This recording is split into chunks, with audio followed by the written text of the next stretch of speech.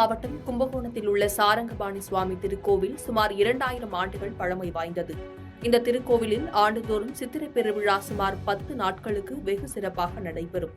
அந்த வகையில் கடந்த 15ஆம் தேதி புதன்கிழமை கொடியேற்றத்துடன் தொடங்கி சித்திரை திருவிழாவானது பல்வேறு வாகனங்களில் சுவாமி திருவீதி உலாவுடன் நடைபெற்று வருகிறது. தற்போது விழாவின் 9ஆம் நாளான இன்று தேரோட்டம் நடைபெற்றது. இந்த தேர் 500 டன் எடையுடன் 30 அடி விட்டத்தில் அலங்கரிக்கப்பட்ட நிலையில் 170 அடி உயரம், அலங்கார மேற்பரப்பு மற்றும் 47 அடியையும் கொண்ட சித்திரை தேரோட்டத்தில் ஆயிரக்கணக்கான பக்தர்கள் கலந்து கொண்டு தேரை வடம் பிடித்து இழுத்து வந்தனர்.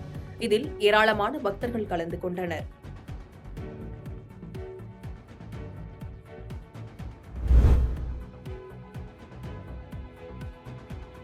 புதுக்கோட்டை மாவட்டம் நாத்துப்பட்டி கிராமத்தில் கடந்த 1.5 ஆண்டு காலமாக மின்சாரம் முறையாக வருவதில்லை என குற்றம் சாட்டி மின்வாரிய அலுவலகத்தை கிராம மக்கள் முற்றுகையிட்டனர். குறைந்த மின்னழுத்தமாக மின்சாரம் வருவதால் மின்விசிறி, மிக்சி, கிரைண்டர் மற்றும் வீட்டு உபயோகப் பொருட்கள் பயன்படுத்த முடியாமல் கடுமையாக அவதியுற்று வருகின்றனர். தற்போது வெயிலின் தாக்கம் பல்வேறு மாவட்டங்களில் கடுமையாக வாட்டி வதைத்து வரும் நிலையில் மின்விசிறி கூட இயக்க முடியாத நிலைக்கு கிராம மக்கள் பல்வேறு கோரிக்கைகள், மனுக்கள் அளித்தும் இதுவரை எந்த நடவடிக்கையும் எடுக்காததால் பொன்னமராவதி மின்சார வாரியத்தை முற்றுகையிட்டனர். இதனையடுத்து பொன்னமராவதி உதவி பொறியாளர் அசோகனிடம் கிராம மக்கள் கேட்டபொழுது அனைத்து ஏற்பாடுகளும் நடைபெற்று வருகின்றன, உபகரணங்கள் வந்தவுடன் விரைவில் நடவடிக்கை எடுக்கப்படும் என கூறினார்.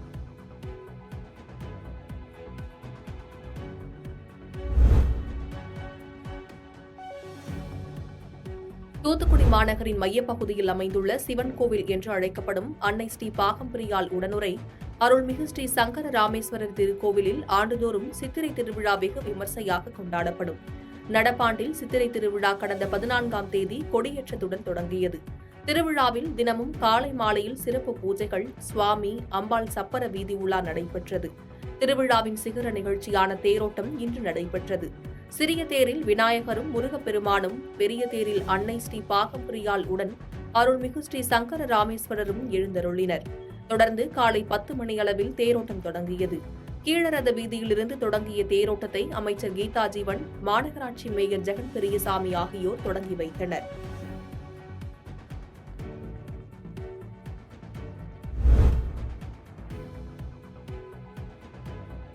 தேனி மாவட்டம் ஏப்புதூர், மருக்கால்பட்டி, ரங்கநாதபுரம் உள்ளிட்ட கிராமங்களை ஒட்டியுள்ள பகுதியில் கடந்த 25 ஆண்டுகளுக்கு முன்பு பெரிய அகண்ட சிமெண்ட் வாய்க்கால் வெட்டப்பட்டு பயன்பாட்டில் உள்ளது. மேலும் வாய்க்கால் வெட்டப்பட்ட போது வாய்க்காலின் மறுகரையில் உள்ள விவசாய விளைநிலங்களுக்கு செல்வதற்காக வாய்க்காலின் மேல் பாலம் கட்ட கிராம மக்கள் கோரிக்கை வைத்துள்ளனர். இதுவரையில் பாலம் கட்டாத நிலையில் வாய்க்காலின் மறுகரையில் உள்ள விவசாய நிலங்களுக்கு விவசாயிகள் செல்வதற்கு 10 கிலோமீட்டர் தூரம் சுற்றி செல்ல வேண்டிய நிலை ஏற்பட்டுள்ளது. இதனால் கிராம மக்கள் பெரும் சிரமம் ஏற்பட்டுள்ளதாக வேதனை தெரிவிக்கின்றனர். இதுகுறித்து 25 ஆண்டுகளாக கோரிக்கை விடுத்தும் இதுவரையில் பாலம் கட்டவில்லை என கூறுவதோடு வாய்க்காலின் மேல் புதிய பாலம் கட்டித்தர தமிழக அரசு நடவடிக்கை எடுக்க வேண்டும் என கோரிக்கை விடுத்துள்ளனர்.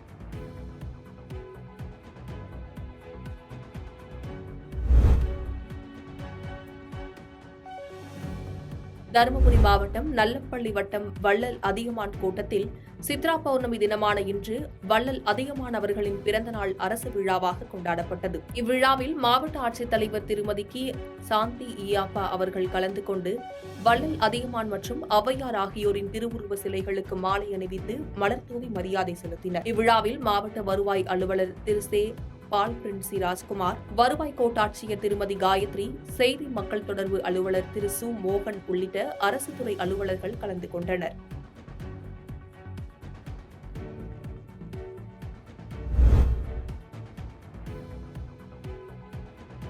கேரளாவில் பறவை காய்ச்சல் பரவல் இருப்பதால் அந்த காய்ச்சல் தமிழகத்துக்குள் பரவுவதை தடுக்க தமிழக கேரள எல்லையில் கண்காணிப்பு பணி தீவிரப்படுத்தப்பட்டுள்ளது. அந்த வகையில் தென்காசி மாவட்டம் தமிழக கேரள எல்லை பகுதியான புளியரை சோதனை சாவடியில் கண்காணிப்பு பணிகள் மேற்கொள்ளப்பட்டு வருகிறது. கேரளாவிலிருந்து தமிழகத்திற்கு வரும் லாரிகள் உள்ளிட்ட வாகனங்களில் சோதனை செய்த பின்னரே உள்ளே அனுமதிக்கின்றனர். இதனைத் தொடர்ந்து இந்த கண்காணிப்பு பணியை மாவட்ட ஆட்சியர் கமல் கிஷோர் நேரடியாக சென்று பார்வையிட்டு திடீர் ஆய்வு மேற்கொண்டார். இதனைத் தொடர்ந்து இப்பணிகள் 24 மணி நேரமும் மேற்கொள்ளப்பட்டு வரும் நிலையில் இதுகுறித்தும் மாவட்ட ஆட்சியர் நேரடியாக கள ஆய்வு மேற்கொண்டார்.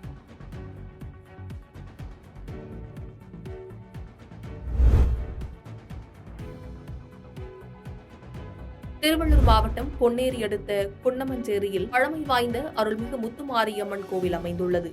இக்கோவிலில் சித்ரா பௌர்ணமியை முன்னிட்டு 108 பால்குட ஊர்வலம் நடைபெற்றது. முன்னதாக சிறப்பு பூஜையுடன் அங்குள்ள விநாயகர் கோவிலில் துவங்கிய ஊர்வலத்தில் மேலதாளம் முழங்க, உடுக்கை சத்தம் ஒலிக்க 108 பெண்கள் மஞ்சள் ஆடை அணிந்து முக்கிய வீதிகளில் ஊர்வலமாக வந்தனர். இதனைத் தொடர்ந்து முத்துமாரியம்மனுக்கு பாலாபிஷேகம் செய்து பக்தியுடன் வழிபட்டனர்.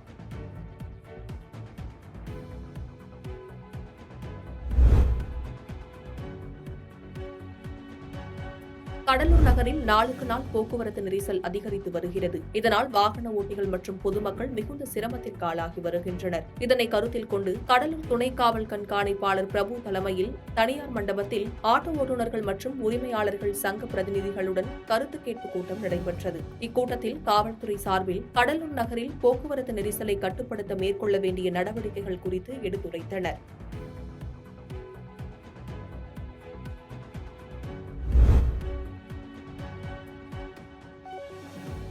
புதுக்கோட்டை மாவட்டம் மணல்மேல்குடியில் மளிகை கடை நடத்தி வருபவர் கோபாலப்பட்டினத்தை சேர்ந்தவர் நெய்னா. இவர் நேற்று இரவு தனது கடையை அடைத்துவிட்டு இருசக்கர வாகனத்தில் வீட்டுக்கு சென்று கொண்டிருக்கும் பொழுது விபத்து ஏற்பட்டு சம்பவ இடத்தில் உயிரிழந்துள்ளார். இதன் பின்னர் சம்பவ இடத்திற்கு வந்த நீர்வீசல் காவல்துறையினர் விசாரணை மேற்கொண்டு வருகின்றனர். இந்நிலையில் நெய்னா விபத்து ஏற்பட்டு இறக்கவில்லை என்றும் அவரை காரில் வந்த கும்பல் வழிமறித்து ஆயுதங்களை கொண்டு கண்மூடித்தனமாக தாக்கி கொலை செய்துவிட்டதாக கூறி அவரது உறவினர்கள் மீமிசலில் மறியல் போராட்டத்தில் ஈடுபட்டனர். இந்த மறியல் போராட்டத்தால் கிழக்கு கடற்கரை சாலையில் போக்குவரத்து பாதிக்கப்பட்டுள்ள நிலையில் தொடர்ந்து காவல்துறையினர் பேச்சுவார்த்தை நடத்தி வருகின்றனர்.